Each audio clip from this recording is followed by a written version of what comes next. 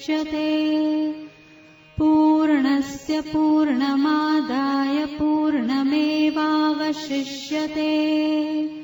ॐ शान्ति शान्ति शान्तिः। ॐ सहना भवतु सहनो भुनक्तु सह वीर्यं करवावहै तेजस्विनावधीतमस्तु मा विद्विषावहै। ॐ शान्ति शान्ति शान्तिः। ॐ पार्थाय प्रतिबोधितां भगवतां नारायणेन स्वयं व्यासेन ग्रथितां पुराणमुनिना मध्ये महाभारतम् अद्वैतामृतवर्षिणीं भगवतीम् अष्टादशाध्यायिनीं अम्ब त्वामनुसन्दधामि भगवद्गीते भवद्वेषिणी। यं ब्रह्मा वरुणेन्द्ररुद्रमरुतः स्तुवन्ति दिव्यैस्तवै वेदैः साङ्गपदक्रमोपनिषदै गायन्ति यं सामगा। ध्यानावस्थिततद्गतेन मनसा पश्यन्ति यं योगिनो यस्यान्तं न विदुषुरासुरगणा देवाय तस्मै नमः।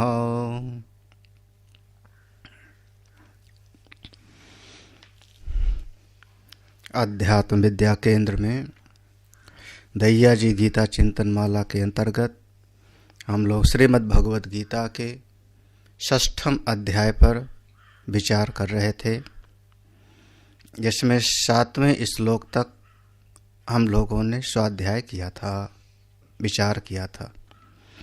एक बार 7वें श्लोक को और 8वें को एक बार फिर से पढ़ते हैं। श्री भगवानुवाच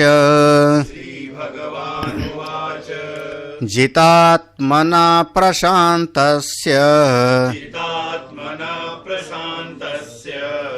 परमात्मा समाहितः शीतोष्णसुखदुःखेषु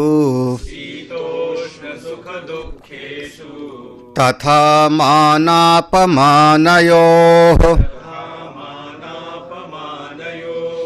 ज्ञान विज्ञान तृप्तात्मा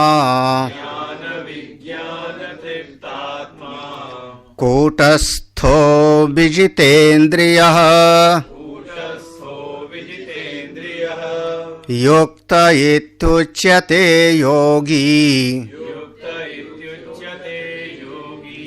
समलोष्टास्म काञ्चनः।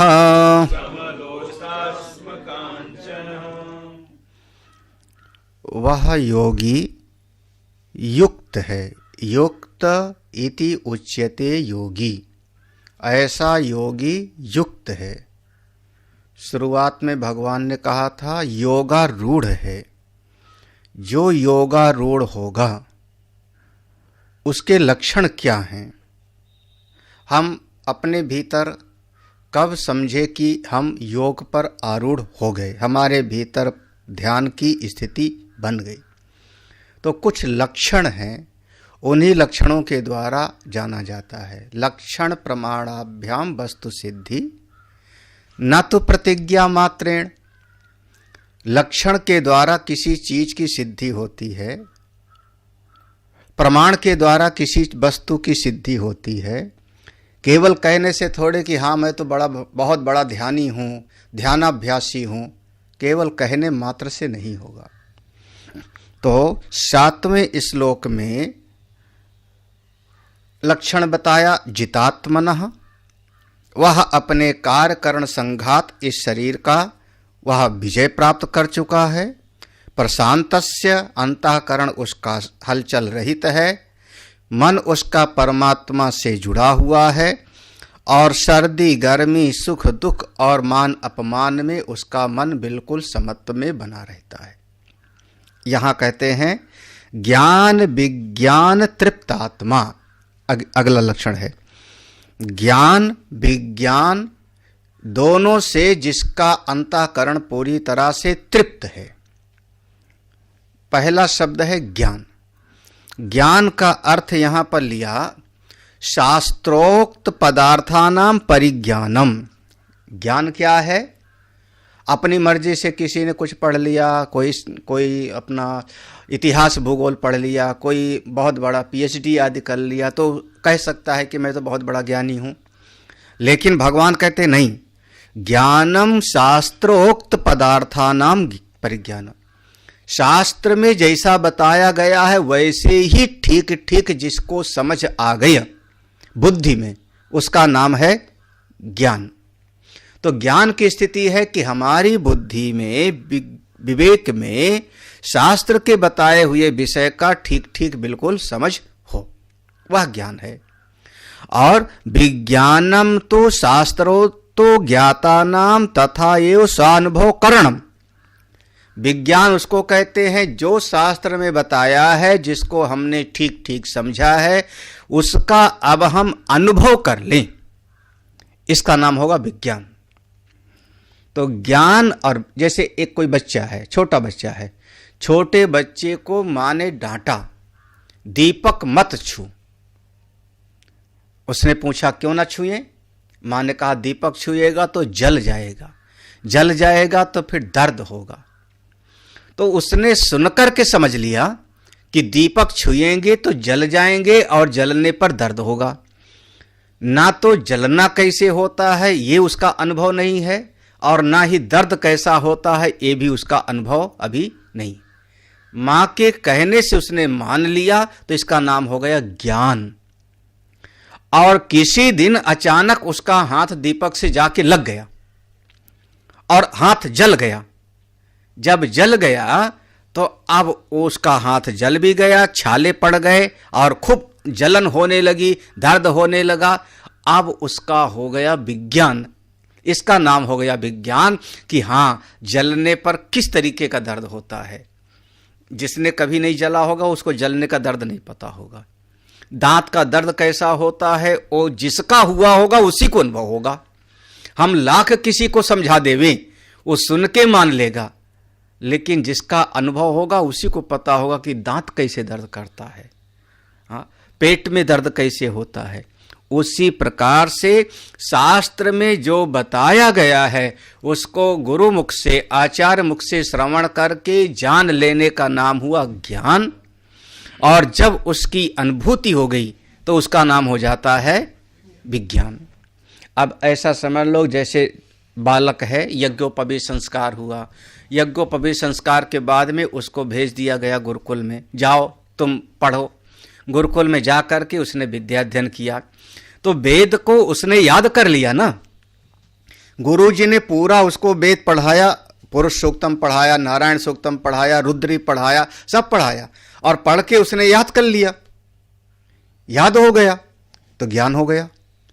लेकिन अभी वो परम पुरुष कैसा है, हजार आंख वाला, हजार सिर वाला, ये उसका अनुभव नहीं।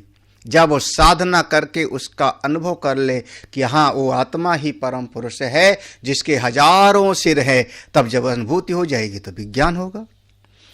अब ऐसे ही शास्त्र के द्वारा बताए हुए विषय का ज्ञान और साधना से उसकी हो गई अनुभूति, जब दोनों हो गया तो ज्ञान और विज्ञान से उसका अंतःकरण बिल्कुल संतुष्ट हो गया। उसके लिए कहा गया ज्ञान विज्ञान तृप्तात्मा। तृप्तात्मा, तृप्तात्मा माने कृतार्थ आत्मा। कृतार्थ जैसे कहते पूरा हो गया, जो पाना था पा लिया, जो जानना था जान लिया, जो करना था वो कर लिया। अब कुछ करना बाकी नहीं रहा, अब कुछ जानना बाकी नहीं रहा, अब कुछ पाना बाकी नहीं रहा। उस स्थिति का नाम होता है तृप्त। जैसे सामने भोजन बहुत सारा रखा है, लेकिन जब पेट भर गया, मन भी भर गया, तृप्त हो गया, तो अब उसको कुछ खाना बाकी ही नहीं रहा। भले वहां भोजन रखा हो, लेकिन तृप्त हो गया तो आदमी कहता है अब हमको खाना नहीं है। उसी प्रकार से ज्ञान विज्ञान से जब तृप्त हो गया तो अब कुछ और पाना बाकी नहीं रहा, कुछ करना बाकी नहीं रहा, कुछ जानना नहीं बाकी रहा, कृतार्थ हो गया। वह साधक युक्त इति उच्यते योगी, उसको हम कहते हैं योगारूढ़ हो गया, वह योग में आरूढ़ हो गया। अगला देते हैं कूटस्था। हाँ, बहुत बढ़िया शब्द है। कूटस्था माने अविचलित स्वभाव, अप्रकंप्य भवति, जो अपनी अवस्था में एक बार आरूढ़ हो गया फिर इससे कभी वह प्रच्युत नहीं होता, चलायमान नहीं होता। जरा सी कोई परिस्थिति बदले, आंधी आवे तो उससे डामाडोल नहीं होता। अपनी निष्ठा में, इस अपने ज्ञान विज्ञान से जो तृप्त है उस अवस्था में बिल्कुल अविचलित स्वरूप से रहता है। कूटस्थ, इसको कूट कहते हैं निहाई को। लोहार के यहाँ पर जो निहाई होती है, जिस पर वो पीट पीट करके औजार बनाता है, तो उसको कहते हैं। तो चाहे जितने उस पर रूप बदल जाएं, छुरी के, चाकू के, खुरपी के, वो अपनी जगह ज्यों का त्यों लोहार के पास रखा रहता है। उसको हम कहते हैं अविचलित है, वो ज्यों का त्यों है। उसी प्रकार से अपनी आत्मा के ज्ञान से जो तृप्ति है वो बिल्कुल ज्यों का त्यों बना रहे, कूटस्थ, विचलित ना हो। हाँ, और ऐसा कई बार देखा जाता है संसार में ऐसा देखा जाता है कि वैसे सारी परिस्थितियां ठीक हैं तो खूब ज्ञान की बात कर लेगा, वेदांत की बात कर लेगा, बढ़िया बढ़िया, मैं भी आत्मा, तू भी ब्रह्म, सब ब्रह्म है। लेकिन जरा सा परिस्थिति डामाडोल हो जाए, परिवार में कुछ घटना घट जाए, बच्चे के साथ, घर के साथ, पड़ोसी के साथ कोई परेशान कर दे, सब का सब ज्ञान किनारे हो जाता है। उस समय वो विचलित स्वभाव हो जाता है। ऐसा कई घटनाएं दिखाई पड़ती हैं। भीतर से वो अविचलित रहे, ज्यों का त्यों रहे, अपने ज्ञान की स्थिति में, वो कूटस्थ है। कब रहेगा कूटस्थ? कूटस्थ कब रहेगा?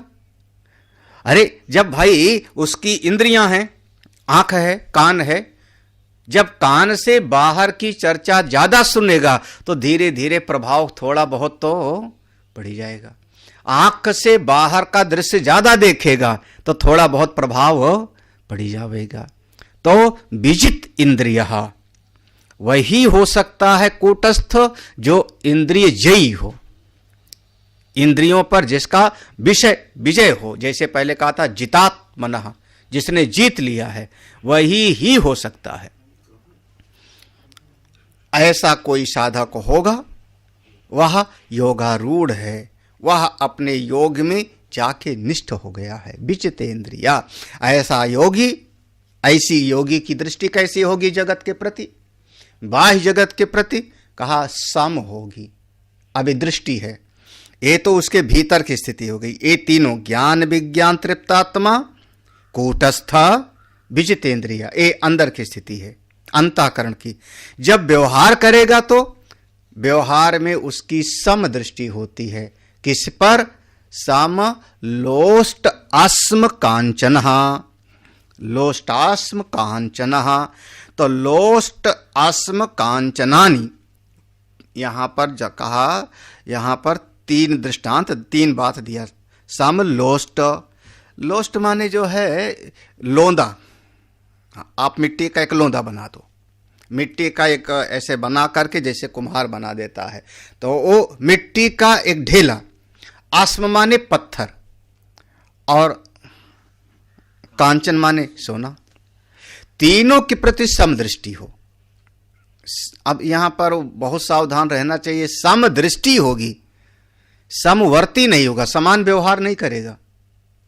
दृष्टि सम होती है, व्यवहार बिल्कुल पृथक पृथक होता है, व्यवहार पृथक पृथक होता है। ये बात थोड़ा समझना चाहिए। इसलिए कहा योगी सम लोष्टास्म का, उसकी दृष्टि में, उसके समझ में सब में केवल एक ही तत्व है। अब दृष्टांत में हम दे दें, पहले भी कहा है एक जगह पर पंडिताः समदर्शिनः, तो समदर्शी होता है सम व्यवहार नहीं होता। जैसे दृष्टांत में क्या दिया समझने के लिए कि हमारे परिवार में 10 लोग हैं, 10 लोग हैं। आप वेदांत पढ़े, शास्त्र पढ़े गुरु के द्वारा, तो वहाँ माँ भी है, पत्नी भी है, बहन भी है, भाभी भी है, बुआ भी है, 10 लोग हैं। 10 के प्रति दृष्टि एक सम है कि सब स्त्री हैं, सब स्त्री हैं, उसी 5 महाभूत से बने हैं। हाँ, लेकिन अब तत्ववेत्ता की दृष्टि में तो सब स्त्री हैं, लेकिन व्यवहार अगर मां आ गई तो तत्ववेत्ता भी उनको प्रणाम करेगा। बहन है अलग व्यवहार होगा, भाभी है अलग व्यवहार होगा। तो जैसे तत्ववेत्ता की दृष्टि में सम होता है, व्यवहार बिल्कुल अलग अलग पृथक पृथक होगा। बिल्कुल उसी प्रकार से अब ऐसा मत समझ लो कि तत्ववेत्ता की दृष्टि में कुछ भेद नहीं दिखाई पड़ेगा, भेद दिखेगा, प्रतीति होगा।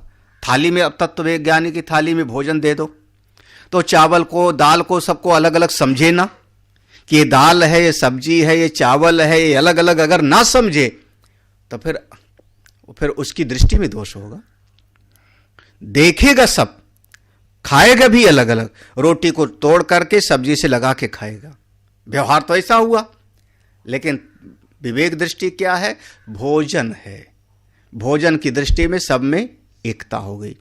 चावल भी भोजन है, दाल भी भोजन है, रोटी भी भोजन है, चटनी भी भोजन है, मिर्चा भी भोजन है, जो है थाली में सब भोजन है। हाँ, लेकिन व्यवहार बिल्कुल अलग अलग हो गया। तो ऐसे ही तत्ववेत्ता की दृष्टि में समलोष्टास कांचन, उसकी दृष्टि में मिट्टी, पत्थर, सोना सब के प्रति समझ, सब ऐसे इसी पृथ्वी माँ का हिस्सा है, सब पृथ्वी माँ में चला जाएगा। चाहे आपका हीरा मोती होवे और चाहे सोना होवे, चाहे मिट्टी, सब पृथ्वी के ही अलग अलग रूप हैं। काष्ठ भी, लकड़ी भी, धातु भी, सब इसी पृथ्वी का एक हिस्सा मात्र है और सब उसी में चला जाएगा। और क्या हमारे वैसे और दृष्टि में वो कहते हैं 5 महाभूत अंतिम कार्य हैं। 5 महाभूत अंतिम कार्य है। हिरण्यगर्भ प्रथमज है, हिरण्यगर्भ को हम प्रथमज कहेंगे, पहले उत्पन्न होने वाला प्रथम कार्य है। उसके पहले कुछ उत्पन्न नहीं हुआ था, तो सबसे पहले उत्पन्न हुआ हिरण्यगर्भ। और सबसे आखिर में जो अंतिम कार्य है वो है 5 महाभूत, आकाश, वायु, अग्नि, जल और पृथ्वी। पृथ्वी के बाद फिर और कुछ उत्पन्न नहीं हुआ, बाकी इन्हीं 5 महाभूतों के मिश्रण से अलग अलग रूप बदल जाता है। 5 महाभूतों के मिलने से फिर घर बन गया, मंदिर बन गया, पेड़ पौधे बन गए, जीव जंतु बन गए, सब 5 महाभूतों के मिश्रण से 5 महाभूत अंतिम कार्य है। विवेक की दृष्टि से तो उसकी दृष्टि सम होती है। आगे ये जब अब व्यवहार करेगा तो अच्छा, तत्वज्ञानी व्यवहार करेगा कि नहीं करेगा?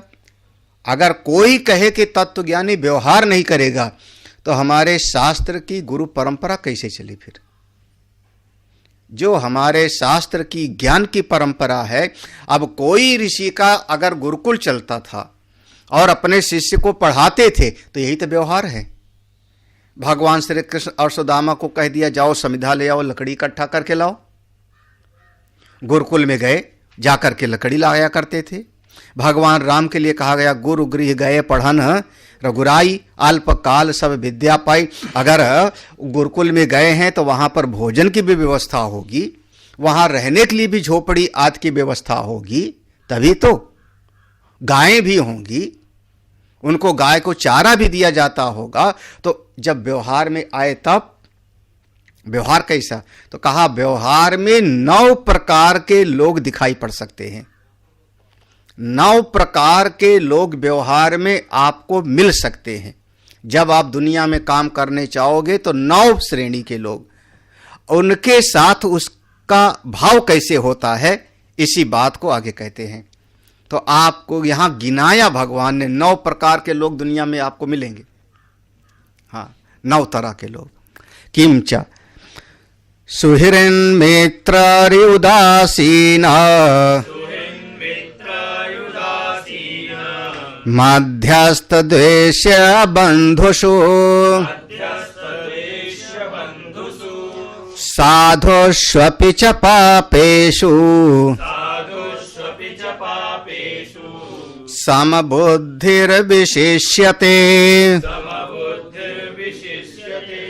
सुहृन्मित्रायुदासीना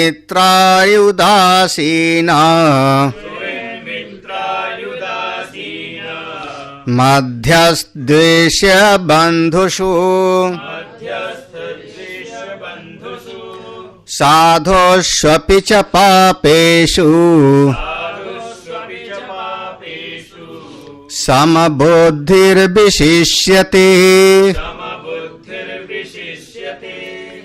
ये 9 गिनती गिनाई है।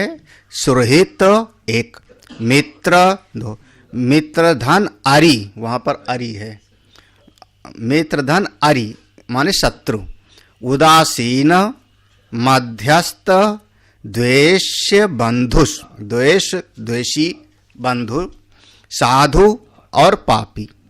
तो ये 9 प्रकार के लोग जब मिलते हैं तब उनकी बुद्धि सब में सम रहती है। अब इन 9 को एक एक शब्द में इसका भाव बताया। सबसे पहले सुहृत। सुहृत कहते हैं प्रत्युपकारम अनपेक्ष उपकर्ता। प्रत्युपकारम, जो सुहृत कहते हैं, सुहृत मतलब बदले में कुछ न चाहे और फिर भी भलाई करे। ये जगत में थोड़ा मुश्किल होगा मिलना। हम या तो परमात्मा को सुहृत मानते हैं, परमेश्वर परमात्मा सुहृत है, या गुरु सुहृत है, आचार्य। बदले में कुछ नहीं चाहिए। भगवान ने कई बार गुरुदेव से, अपने सांदीपनि ऋषि से कहा, गुरुदक्षिणा में कुछ आप बताइए, गुरुदक्षिणा में क्या दूं? आचार्य क्या कहते हैं? जाओ जाओ, इसी ज्ञान के अनुसार जीवन जियो, वही अच्छा है। यही गुरुदक्षिणा है। जिस ज्ञान को सुना है, इसी ज्ञान के अनुसार तुम अपने जीवन को ढालो। जब ज्यादा जोर देते हैं तब उन्होंने कहा गुरु पत्नी से मांग लो, जब पूछ लो, जाके गुरु मां से पूछ लो अगर उनको कुछ चाहिए तो। जब ज्यादा जोर दिया तो ज्यादातर विचार करके देखोगे तो एक तो परमात्मा मेरे सुहृत हैं, क्योंकि कुछ नहीं चाहिए और फिर भी आपको जीवन दिया। सूर्य देवता का प्रकाश मिल रहा है, जल मिल रहा है, अन्न मिल रहा है, वायु मिल रही जो मेरे जीवन के लिए बहुत जरूरी है। ये सब जो अष्टमूर्ति स्वरूप परमात्मा है, अष्टधा प्रकृति के स्वामी, वही तो परमेश्वर हैं। अष्टमूर्ति भृत देव पूजनम, तो परमात्मा हमारे सुहृत हैं। भगवान ने एक जगह पर कहा सुहृदम सर्वभूता नाम, मैं सारे प्राणियों का सुहृत हूं। क्यों? कुछ नहीं चाहते। हम एक लोटा जल चढ़ा देंगे तो बड़ा कोई एहसान करते हैं? थोड़ा सा आहुति दे दिया तो कोई एहसान है? परमात्मा सुहृत है।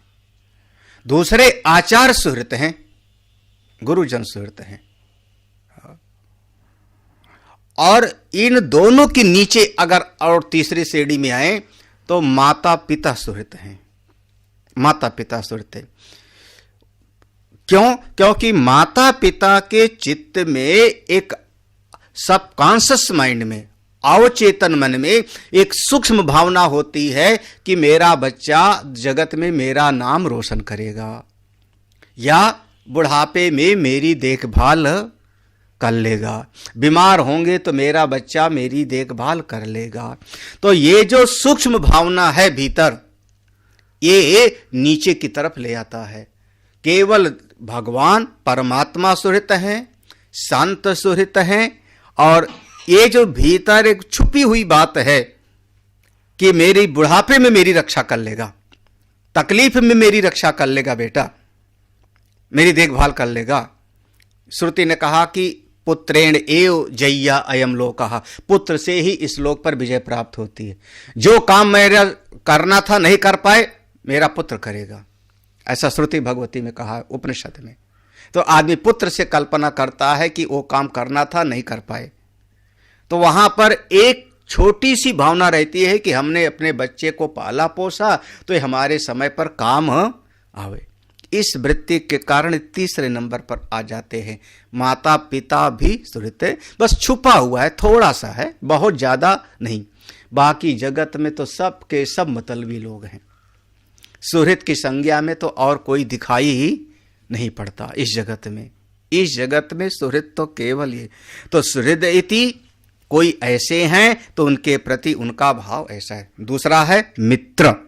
मित्र माने मित्र सभी लोग समझते हो, मित्र सखा, साथ खेले, सखा कहते हैं ना, मित्र साथ खेले साथ खावे, उठना बैठना साथ में होवे। हम अपने हृदय की बात मित्र को बता दें, उसके हृदय की बात को हम सुन लें, इसी का नाम होता है मित्र। हाँ, मित्र मन की बात बता देते हैं। और मित्र का संबंध एक ऐसा संबंध है ना कि बहुत सारी बातें बच्चे अपने मां से छुपाएंगे, अपने पिता से छुपाएंगे, लेकिन मित्र को पता होगा। सिगरेट दोनों साथ पीते होंगे। हाँ, चलो घूम करके आते हैं अमुक जगह पर, आज कॉलेज को बंक मार करके, तो मित्र दोनों साथ होंगे, उसकी बात उसको पता होगी। कई बार अगर कोई बात हो जावे तो घर में माँ बाप कहते इसके दोस्त से पूछो, शायद उसको पता होगा, दोस्त से पूछो। मित्र माने जो आपके मन की बात को जानता हो, आपके साथ दिन भर उठना बैठना, मित्र। ऐसा कोई मिल गया तो भी, जो तत्ववेत्ता है ना, कोई बहुत मित्र मिल गया, सुहृद मिल गया तो भी उसकी चित्तवृत्ति अच्छी बात है, बढ़िया है, प्रभु की बड़ी कृपा है। कोई जा करके गले नहीं लग जाता हाय हाय कर करके, नहीं, ठीक है मित्र। तीसरा है आरी, तो मित्र है तो दूसरा कोई शत्रु भी है। हाँ? शत्रु को ऐसा समझो, शत्रु हम उसको कहते हैं जो बिना मतलब के भी मेरा अहित सोचे, जो अपना कोई प्रयोजन ना हो फिर भी हमारा कोई ना कोई वो नुकसान करने के लिए तैयार। हाँ, गोस्वामी जी ने नाम दिया उसको वो ओला। बरसात में ओला पड़ता है, बड़े बड़े पत्थर, और वो ओला फसल को गिरा करके, फसल का नाश करके, और बाद में ओला खुद भी नष्ट हो जाता है। ऐसा कोई अगर शत्रु है कि हमारा अहित करना चाहता है तो वो भी मिल गया तो भी महात्मा जो होगा योगारूढ़ होगा, ठीक है भाई, परमात्मा की बनाई सृष्टि है, चलो भगवान की बनाई की सृष्टि में सांप भी जरूरी है, बिच्छू भी जरूरी है, चूहा भी जरूरी है, शत्रु भी चाहिए, ठीक है, कोई बात नहीं। जे बिनु काज दाहिने बाएं, क्या कर सकता है, वो उससे घृणा नहीं करता, ठीक, मोह नहीं करता उससे, दोनों बातें, मोह नहीं करता लेकिन घृणा भी नहीं करता। हमारा कोई प्रयोजन नहीं है, कोई दुश्मन है तो ठीक है, आया जाए, और क्या करें। सड़क पर 50 लोग जा रहे हैं, हम किसके क्या कह रहे हैं।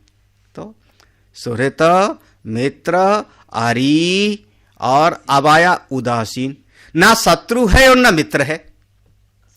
हाँ, दोनों बातें, मित्र भी नहीं और शत्रु भी नहीं, तो बीच वाला है वो कौन हो गया आप? उदासीन। उदासीन, अरे कहीं शादी विवाह होता है तो कुछ लड़की के पक्ष के होते हैं, हाँ, उनका लड़की के परिवार की तरफ से ममत्व होगा, कुछ लड़के के पक्ष के होते हैं, पंडित लोग भी होते हैं, लड़के की तरफ वाला पंडित, लड़की की तरफ। कुछ ऐसे होते हैं उनको ना लड़के से लेना ना लड़के से लेना, केवल खाने के लिए घुसाए हैं। हाँ, वो कौन है? चाहे दोनों पक्ष में लड़ाई हो जाए, उनको उससे कोई लेना देना नहीं। उदासीन माने ठीक है जी। हाँ, वैसे अध्यात्म के मार्ग में हम लोग उदासीन हो, जो उदासीन है, अब कोई किसी से हम कहें चलो हमारे सत्संग में आओ, वो मेरा विरोध करने लगे, नहीं नहीं क्या फायदा सत्संग में आने से, कोई फायदा नहीं है। हम लोग एक बार मन में खुश होते हैं, क्योंकि आज विरोध कर रहा है तो विरोध करने के लिए भी इसके भीतर विवेक होना चाहिए, अकल तो होनी चाहिए, कोई तर्क तो होगा तभी तो विरोध कर रहा है। आज नहीं तो कभी न कभी हमारे मार्ग पर आज कहना मान लिया तो भी अच्छा, और विरोध किया तो भी अच्छा। सबसे ज्यादा खतरनाक वो लोग हैं जिनको कहो कि सत्संग में चलो, कहेंगे हाँ हाँ आना तो चाहिए, चलना तो चाहिए, चलेंगे, जाओ जाओ अभी तुम सुनाओ बाद में हम चलेंगे। कभी हमारा विरोध भी नहीं और हम आने के लिए तैयार भी नहीं। जो उदासीन वाले हैं उनको आगे बढ़ाने का कोई उपाय नहीं है। ऐसे जगत में कुछ लोग उदासीन भाव से रहते हैं। उदासीन भाव, लेना न देना, बस ठीक है, अपने आप में पड़े रहते हैं। ना कस्यचित पक्षम भजते, किसी पक्ष में नहीं होते।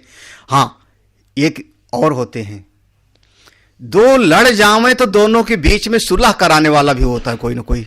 कौन है वो? मध्यस्थ।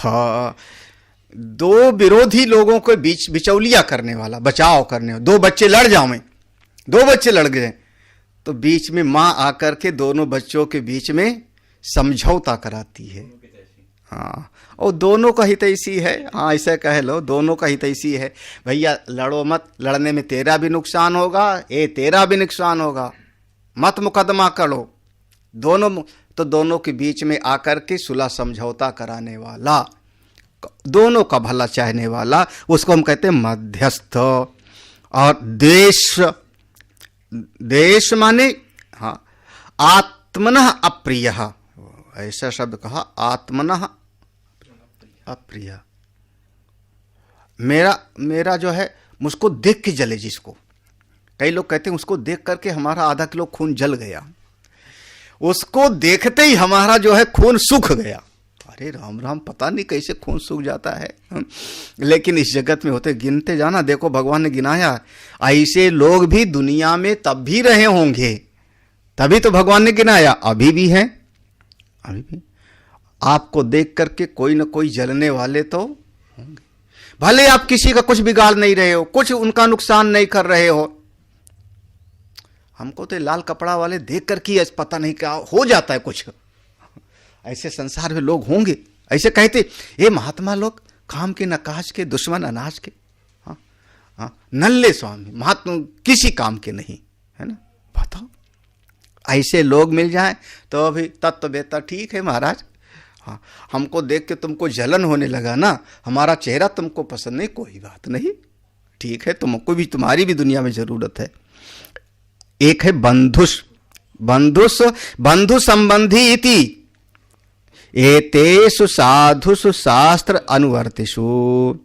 तो नहीं, बंधु माने संबंधी, आपके नाते रिश्तेदार लोग, नानी मामी मौसी दादी आदि, ये सब।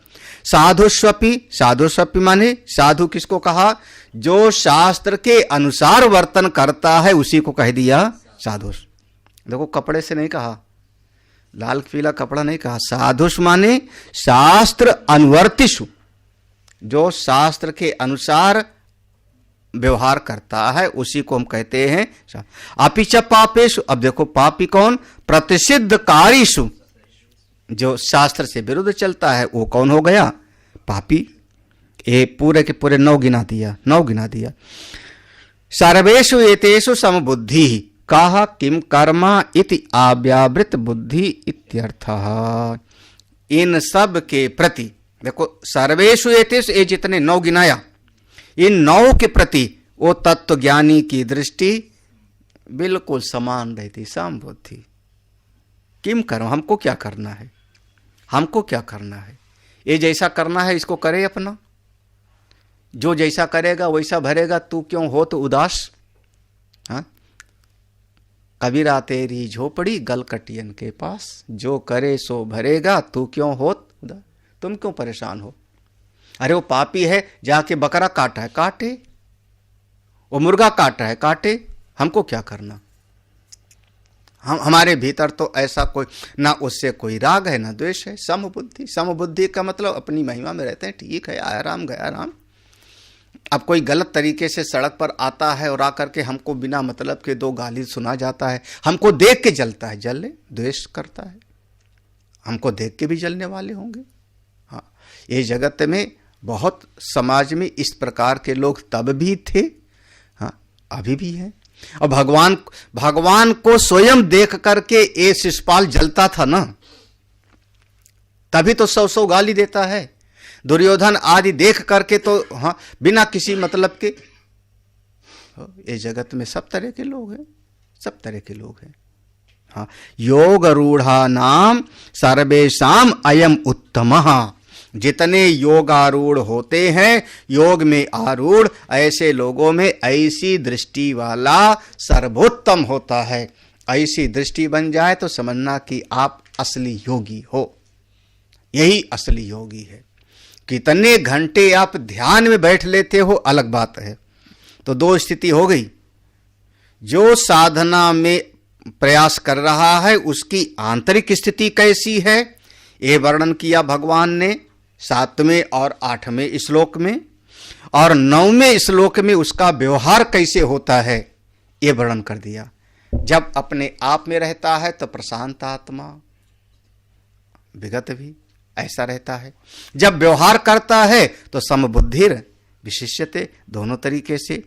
इसलिए अब आगे आदेश है। इसलिए ऐसे अगर बनना चाहते हो तो आपके लिए भी आदेश है। क्या आदेश है? ऐसे करो। योगी युञ्जीत सततम आत्मानं रहसि स्थितः एकाकीयत चेत्तात्मा निराशीर परिग्रह योगी युञ्जीत सततम आत्मानं रहसि स्थितः एकाकीयत चेत्तात्मा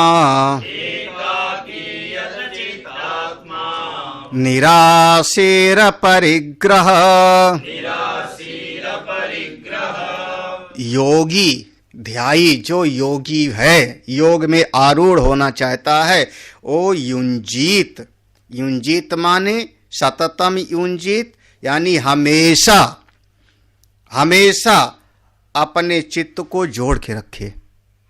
कहां पर? कहां पर? आत्मानं रहसि स्थित।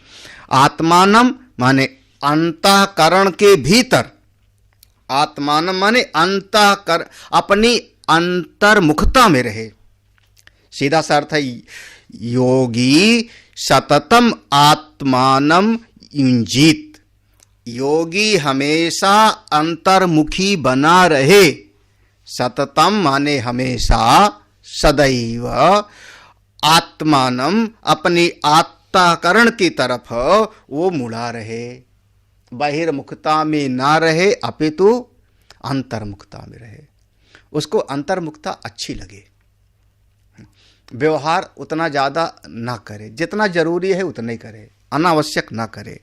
आत्मानं रहस्य स्थितः। रहस्य एकांते, रहस्य शब्द है ना, रहस्य का अर्थ हुआ एकांत में। कहाँ पर? गिरी गुहा, तो कहीं पहाड़ की गुफा में, पेड़ के नीचे, मंदिर के किनारे, ऐसा कहीं पर रहे। एकाकी कहते हैं। एकाकी माने किसी और को साथ न लेवे। क्या कहते हैं? एक निरंजन, दो सुखी, तीन में खटपट, चार दुखी। समझ में आई सबको बात? एक निरंजन, अकेला अगर कोई रहता है तो निरंजन है, निर्गुण निराकार ब्रह्म जैसा है। ब्रह्म भी अकेला, हम भी अकेले। दो सुखी, अगर साथ में कोई चेला हो गया तो थोड़ा सा समझ लो कि सहायता मिल जाती है। अब आप गंगा जी के किनारे गए, अपना कमंडल वगैरह झोला बाहर रख करके स्नान करने गए, तो कम से कम चेला रखवाली करता रहेगा। अकेले रहे तो हो सकता है आप नहाने गए और कोई वो आपका झोले उठा के चल पड़ा। तो आजकल के तो दो रहोगे तो कम से कम आप नहा रहे हैं, स्नान कर रहे हैं तो चेला रखवाली कर रहा है, चेला नहाने लगा तो आप तो दो सुखी। थोड़ा बीमार हो गए तो कोई ना कोई तो पानी पिला देगा, एक गिलास ला करके। तो एक निरंजन, दो सुखी, और तीन में खटपट। बस जैसे तीन हुए, तीन, वो तीसरा वाला कहेगा उधर चलते हैं, कचौड़ी खाते हैं गंगा जी के किनारे, चोटी वाले के यहाँ। दूसरा वाला कहेगा नहीं, अब थोड़ी बहुत खटपट शुरू हो जाएगी। और चार पक्का दुखी, चार में दुखी। तो रहसी स्थिताः एकाकी, मतलब बिल्कुल अपनी मौज में रहते हैं। भगवान भास्कर एक बात कहते हैं, रहस्य स्थित एकाकी च इति विशेषणा संन्यासनम कृत्वा इत्यर्था। ये जो एकाकी रहे, अंतर्मुखी रहे, ये विशेषण हो गया ना। योगी सततम आत्मानम युंजित, योगी हमेशा अंतर्मुखी रहे। रहस्य माने एकांत में रहे, एकांत में रहे। ये सारी चीज जो बताया, अकेला रहे, ये सब का सब सन्यासी के लक्षण हैं, गृहस्थ मत समझ लेना। इति विशेषणात् संन्यासनम कृत्वा, यानी सब संन्यास्त हो करके ही हो पावेगा, और सबके बीच में रहने पर कुछ न कुछ तो रहे। अच्छा चलो, अब अकेला हो गया, बिल्कुल अकेला, गंगा जी के किनारे पहुंच गया, हरिद्वार में सीधे ऋषिकेश में, वहां जाकर के रहने लगा। अब उसका अंतःकरण बिल्कुल शांत है। यत चित्तात्मा, चित्तम अंतःकरणम, चित्त माने अंतःकरणम, आत्मा माने, यहां पर आत्मा का अर्थ क्या किया देखो, देह च, समझना, यहां पर यत चित्तात्मा है ना, यत चित्तात्मा माने चित्तम, चित्त माने अंतःकरण, आत्मा माने शरीर, कार्यकरण संघात ले लो, शरीर और सूक्ष्म शरीर, इंद्रिय मन बुद्धि आदि, ये दोनों को बिल्कुल अपने बस में जो कर लेता है, शरीर और सूक्ष्म शरीर दोनों जिसके बस में है, उसी का नाम है यत चित्तात्म। जैसे पहले जितात्मना कहा था, वहां पहले जितात्मना कहा था छठे श्लोक में, सातवें में, जैसे जितात्मना कहा था, यहां पर यत चित्तात्मा। ऐसा अब वो अगर मान लो अकेला है तो किसी की तरफ आशा भरी नजरों से मत देखना। हाँ, ओ भगत आ रहा है, गंगा नहाएगा तो अभी हम उसको कुशा लेके पहुंच जाएंगे उसके पास में, ला गोदान कर, हाँ कुछ चढ़ावेगा, ऐसी आशा मत करना कि कुछ न कुछ आके देवेगा। निराशी कोई आशा न रहे, किसी से कोई आशा न रहे। हाँ? जहां कभी निराशी, बिना किसी आशा वाला, कुछ चाहिए नहीं। इसके पहले कहा था ना, इसके पूर्व में कहा था, जो करना था कर लिया, ज्ञान विज्ञान तृप्तात्मा, जो पाना था पा लिया, जो करना था कर लिया, जो जाना था जान लिया, तो अब तो संतुष्ट है। तो अब आशा किसकी करे, किससे आशा करे? और वैसे इस संसार में आशा करना अपने दुख का बीज बोना है, क्योंकि संसार एक तो क्षण क्षण में परिवर्तनशील है, ये आप सबके अनुभव में आना चाहिए। संसार क्षण क्षण में परिवर्तन, क्षण प्रध्वंसी है, एक एक क्षण में बदलने वाला है। जैसे पहले था वैसे अब नहीं, जैसे अब है वैसे आगे।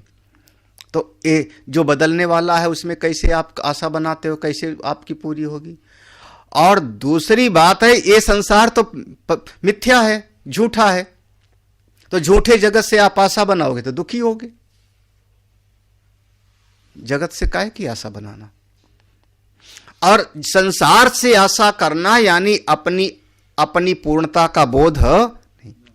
आशा वही करता है जिसके भीतर अभाव हो। जब अपने सच्चिदानंद का ज्ञान होगा, अपनी पूर्णता का ज्ञान होगा, तो जगत में किससे आशा क्यों करे? हमको संसार में किसी से कुछ नहीं चाहिए। इससे बड़ी आत्मतृप्ति, इससे बड़ी साधना और कुछ नहीं चाहिए। कुछ तो भगवान से, शास्त्र से, संसार में किसी से कुछ नहीं। निराशीर, और निराशीर के साथ में निराशी ही अपरिग्रह, ये भी समझ लेना। अपरिग्रह माने अब ये नहीं कि 50 भगत आते हैं चढ़ाते जाते हैं तो संभाल संभाल के उसको गिनती करते रहो।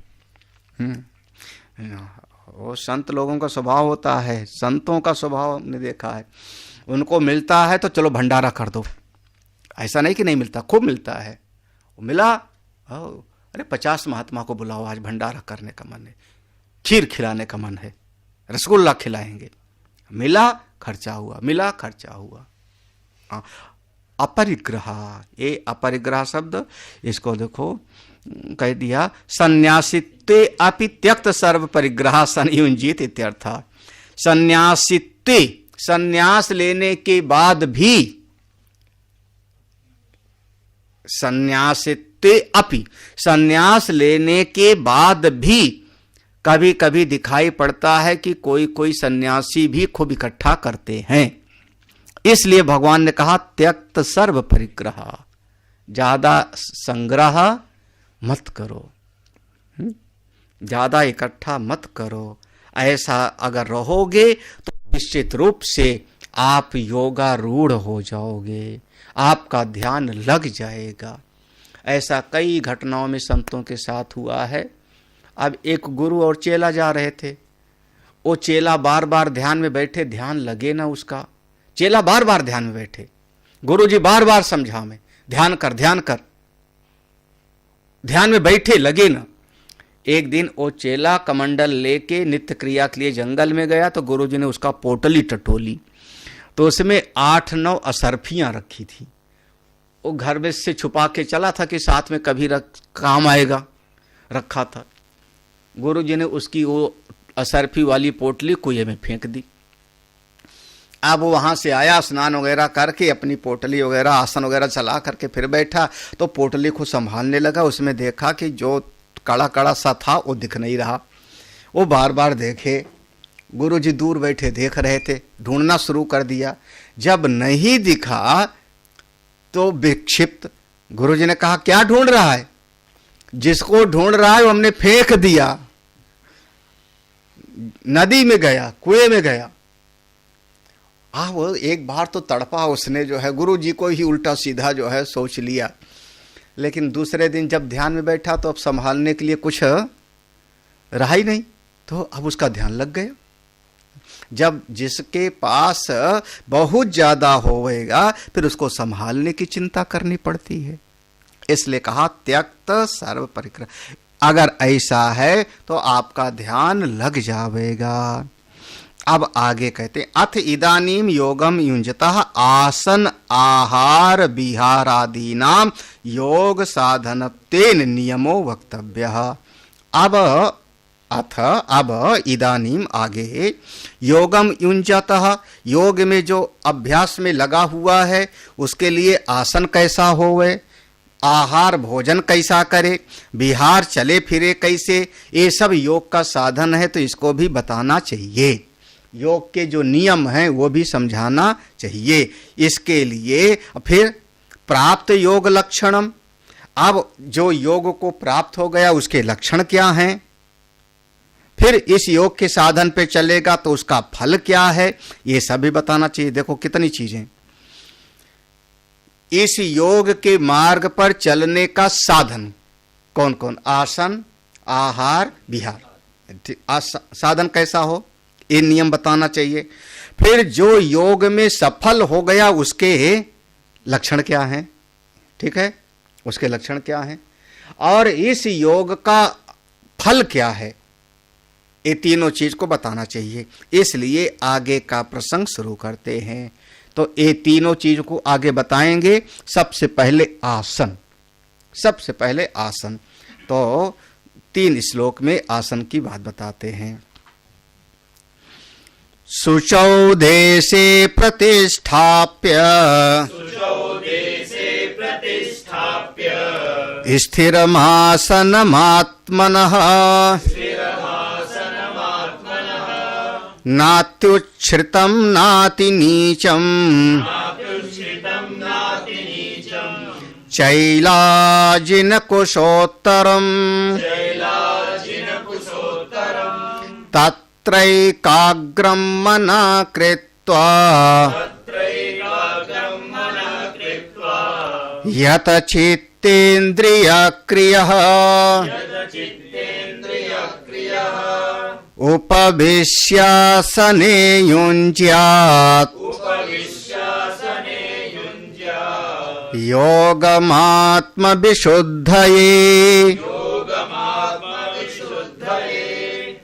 सबसे पहली शर्त है, जहां ध्यान में बैठना है उसको साफ सुथरा रखो।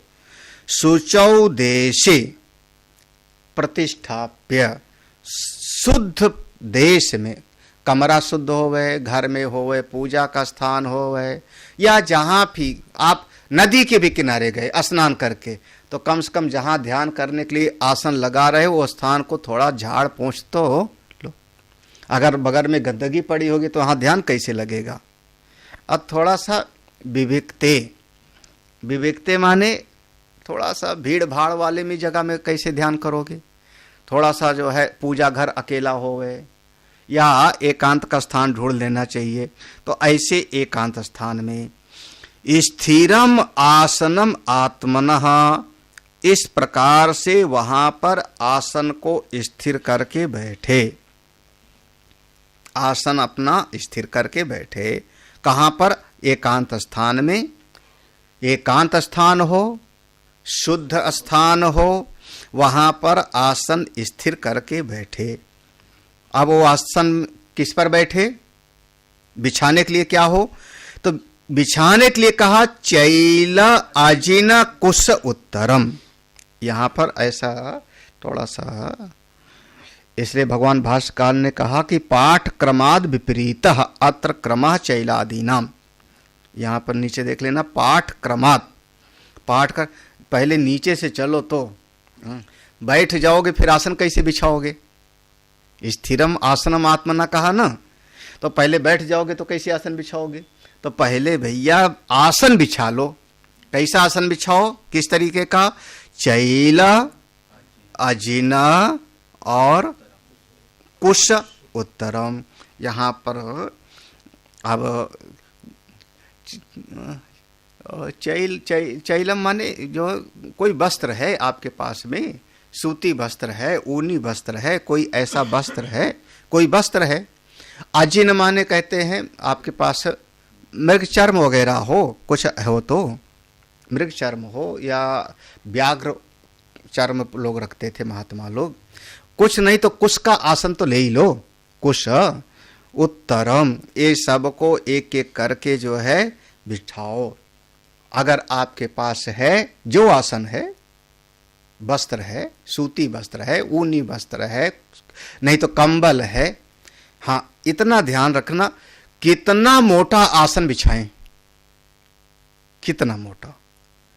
गद्दे वाला, गद्दे पे बैठ के 4 इंची वाला, तो कहा गद्दे पर बैठ के ध्यान, तो गद्दे पर बैठ के इतना आराम मिलता है कि आप सो जाओगे, ध्यान नहीं लगेगा। ना अति उच्छ्रितम, बहुत ऊंचा आसन ना होवे, बहुत ऊंचा आसन ना होवे, और ना अति नीचम, बिल्कुल पतला सा आपने बिछा दिया, बिल्कुल जो है चुभने लगेगी मिट्टी, कोई वहां मिट्टी का होगा वो चुभेगा तब भी आपका ध्यान नहीं लगे। तो बहुत पतला भी ना होवे, ना अति नीचम, बहुत नीचा ना होवे और बहुत मोटा ना होवे, जो भी होवे।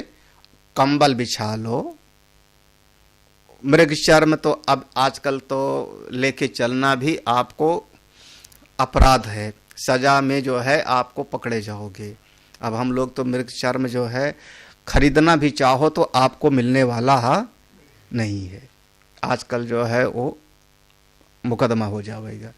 तो मृग चर्म है, हमारे पुराने महात्मा लोग तो मृग चर्म, व्याघ्र चर्म लेके चलते थे, उनका अपना आसन होता था।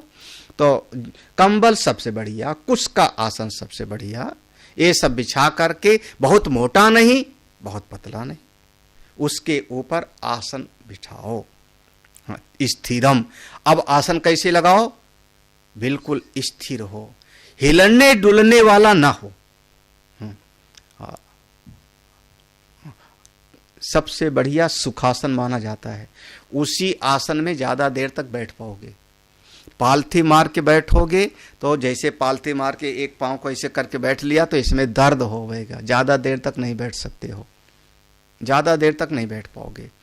तो सुखासन माने एक पांव नीचे रखा, उसके ऊपर दूसरा पांव रख लेते। हम लोग जब कभी प्रवचन वगैरह में बैठते, भागवत में 3 घंटा बैठना है एक आसन पे, 3 घंटा सवेरे थे, ऐसा बैठा करते थे, समय था वो हमारे लोगों का। अब शरीर उतना नहीं साथ देता, नहीं तो हम तो 3 घंटे जो है ऐसे बिल्कुल बैठे रहते थे। तो सुखासन ही हो सकता था और कोई आसन में नहीं। और पद्मासन जो सिद्ध कर ले हुए पद्मासन में लगावे, लेकिन पालथी मार के बैठ, जैसे अब वस्त्र पहनना है ध्यान के लिए, ध्यान करने जाना है, स्नान कर लिया, ध्यान में बैठना है। और ध्यान के लिए जब आप बहुत कसे हुए कपड़े पहन लोगे तो भी आप ध्यान में नहीं बैठ पाओगे।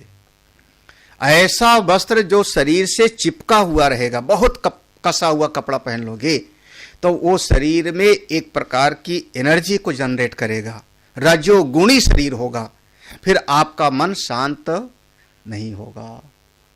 नहीं समझ में आ रहा? अरे ये हम लोग विचार करो, जो लोग शर्ट पहनते हो, आपका कॉलर ज्यादा गंदा होता है, उतना गंदा ये नीचे नहीं होगा, सीने पर नहीं होगा, कॉलर सबसे ज्यादा गंदा होता है। क्यों गंदा होता है? तो उसको कहते हैं कि ये कॉलर जो होता है गर्दन से रगड़ खाता है, और रगड़ते रगड़ते उसमें कुछ न कुछ चुंबकीय शक्ति जनरेट हो जाती है, तो वो धूल के कणों को अपनी तरफ खींच लेता है, इसलिए कॉलर ज्यादा गंदा होता है। अब ये साइंटिफिक रीजन है। तो जब शरीर से रगड़ खाता है तो ज्यादा धूल खींचेगा, उसमें कुछ न कुछ ऐसी शक्ति पैदा हो गई। तो ऐसे अगर बहुत कसा हुआ कपड़ा पहनोगे, पैंट शर्ट पहन के ध्यान करने बैठोगे तो वो शरीर जो है रजोगुणी रहेगा। इसीलिए फौज का जो वर्दी होती है बिल्कुल कसा होता है, क्योंकि उनको रजोगुणी चाहिए, उनको ध्यान थोड़े कराना है, उनको तो परेड करानी है। हाँ, तो विदेशी लोगों ने जो उनके कपड़े, अंग्रेज के कपड़े बिल्कुल कसा हुआ कपड़ा, क्योंकि आपको रजोगुणी बनना है। हाँ? हमारे अध्यात्म में, भारतवर्ष में कुर्ता धोती पहनो, हाँ, लुंगी पहना, कैसा कैसा हो गया, बिल्कुल जो है शरीर ढीला रहेगा। हाँ, अब कुर्ता भी ऐसा मत सिलवा लो लड़कियों के जैसा कि बिल्कुल टाइट टाइट। हाँ, हे भगवान, ऐसे आजकल जो फिटिंग वाला, बिल्कुल फिटिंग वाला, अब फिटिंग वाला कुर्ता सिलवाओगे तो ध्यान में कैसे बैठोगे फिर? हाँ, अब हम लोगों को कुछ फिटिंग वाला कुर्ता नहीं समझ में आता, लेकिन अब आजकल के समय में बहुत ज़्यादा शरीर से रगड़ ध्यान में बैठो तो पैंट शर्ट पहन के मत बैठो, कुर्ता पहन लो, धोती पहन लो, लुंगी लगा लो, पजामा चलेगा। क्यों? शरीर हल्का रहेगा, शरीर हल्का रहेगा तब आप ध्यान में बैठ पाओगे। तो देखो कितनी बातें बताई। शुचौ माने पवित्र हो स्थान, देशे एकांत होवे, एकांत होवे जहाँ भीड़ भाड़ ना होवे वहाँ पर, और फिर वहाँ पर आसन आपका ठीक ठाक होवे, कंबल आदि का होवे, कुश आदि का होवे, जो भी आपका आसन है। फिर बहुत ऊंचा भी ना होवे और बहुत नीचा भी ना होवे, और आप सुखासन में बैठ जाओ। अब आपका शरीर बैठ गया, इसके बाद अब मन के साथ कुछ करो। देखो अब शरीर तो बैठ गया, हाँ, प्रतिष्ठाप्य किम, शरीर बैठ गया आसन में, अब क्या करें? अब क्या करना चाहिए? तो कहते हैं तात्र एकाग्रम मनः कृत्वा, वहां पर अब बैठ करके अपने मन को एकाग्र करो, अपने मन को एकाग्र करना चाहिए। या तो चित्त इंद्रिय क्रिया, आपका जो, अच्छा कैसे एकाग्र करें? तो भास्कर कहते हैं सर्व विषयभ्य उपसंगृत्य, चारों तरफ से अपने मन को खींच लो। अपने मन को खींचना माने मन आपकी इंद्रियों के साथ बाहर न जाए।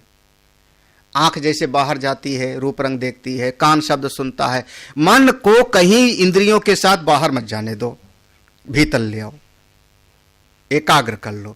और जब आपका मन अंतर्मुखी हो गया तब इस इंद्रिय आदि को जीत करके और बैठ जाओ। जिसका चित्त इंद्रिय ये सब के सब जिसने इसको जीत लिया है, समझ लेना वही है यत चित्त इंद्रिय क्रिया। जिसने चित्तम चा इंद्रियाणि चा, देखो दो शब्द है ना, चित्तम चा इंद्रियाणि, चित्त और इंद्रिय, इन दोनों को क्रिया संयता, जिसने संयमित कर लिया है, सबको नियंत्रित कर लिया है, उसी का नाम है यत चित्तेंद्रिय क्रिया, जिसने सबको संयमित करके बैठ गया है। हाँ, अब मन में एक प्रयोजन भी पक्का रखो। किस लिए ध्यान में बैठे हो? ध्यान कर रहे हो किस लिए? कोई देवता का दर्शन करना है, कोई वरदान चाहिए, जैसे रावण आदि तपस्या कर रहा था ध्यान में बैठ करके। अपना प्रयोजन भी बिल्कुल साफ साफ रखना है, भ्रमित ना होना। तो भगवान कहते हैं देखो, उपविश्य आसने युंजात, उपविश्य बढ़िया तरीके से बैठो आसन पर, अपने मन को जोड़ के रखो। आत्म विशुद्धये युंजात योगम, योग में अपने आप को जोड़ के रखो। किस लिए? आत्म विशुद्धये, अपने अंतःकरण की निर्मलता के लिए, अपने चित्त को शुद्ध करने के लिए, भागवत प्राप्ति के लिए। अपना लक्ष्य बिल्कुल चित्त में साफ साफ रखना है। हमको ध्यान करना है, ध्यान का फल आत्मज्ञान है। ध्यान हम करते हैं अंतःकरण की निर्मलता के लिए, अंतःकरण की शुद्धि के लिए, भगवत प्राप्ति के लिए। कोई बाह्य जगत का प्रयोजन नहीं है, लौकिक जगत का, इस लोक और परलोक का कोई प्रयोजन नहीं है। बस केवल मेरा अंतःकरण निर्मल हो, पवित्र हो, परमात्मा की अनुभूति हो, आत्म विशुद्धि के लिए करना चाहिए। यहां तक तो कह दिया कि बाहर से बाह्य आसनम उक्तम, बाहर से पूरे आसन का बात बता दिया। अधुना शरीर धारणम कथम, आप शरीर को कैसे रखें, ये तो बाहर से आपकी सारी व्यवस्थाएं बता दिया 2 श्लोक में। आप भीतर आपको अपने अंदर कुछ करना है, कैसे ध्यान में बैठना है, इस बात को आगे कहते हैं। हम लोग अब इसको आज नहीं बल्कि कल ही देखेंगे। ओम पूर्णमदः पूर्णमिदं पूर्णात् पूर्णमुदच्यते पूर्णस्य पूर्णमादाय पूर्णमेवावशिष्यते। ओम शांति शांति शांति। हरि ओम। श्री गुरुभ्यो नमः। हरि ओम।